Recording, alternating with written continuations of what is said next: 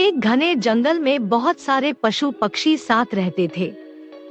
उस जंगल में सभी पक्षियों का एक राजा रहता था, जिसका नाम पिंकू तोता था।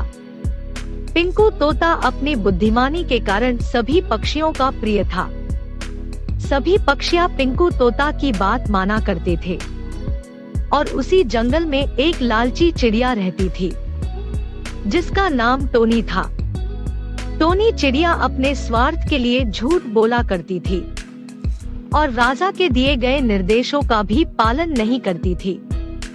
एक दिन लालची टोनी चिड़िया भोजन की तलाश में जंगल से निकली थी और साथ ही सारे पक्षी भोजन की तलाश में निकले थे। घूमते घूमते लालची टोनी चिड़िया की नजर एक सड़क पर जाती है।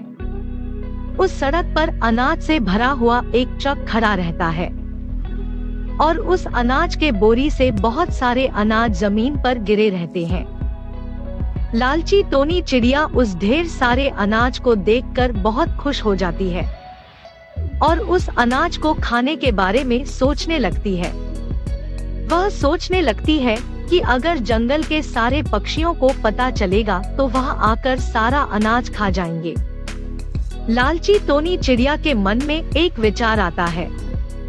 वह वहां से उड़कर जंगल के राजा पिंकू तोता के पास आती है कि वहां सड़क पर अनाज की एक ट्रक गाड़ी खड़ी है और उस ट्रक के नीचे अनाज का ढेर सारा दाना गिरा हुआ है। अगर जंगल के सारे पक्षी उस अनाज को खाने जाएंगे तो ट्रक चलने लगेगी, जिससे वह दब के मर जाएंगे। और पिंकू तोता लालची टोनी चिड़िया की बात मान जाता है और सारे पक्षियों को उस अनाज को खाने के लिए मना कर देता है।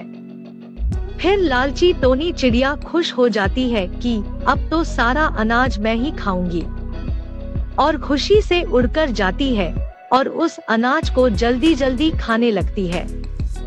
अनाज खाने की धुन में उसे कुछ पता नहीं रहता है। अचानक बैलगाड़ी चल देती है और ट्रक के पहिए के नीचे लालची टोनी चिड़िया दबकर मर जाती है। इसीलिए कहते हैं कि ज्यादा लालच करना बुरी बला होती है, क्योंकि ज्यादा लालच के कारण टोनी चिड़िया की जिंदगी खत्म हो जाती है।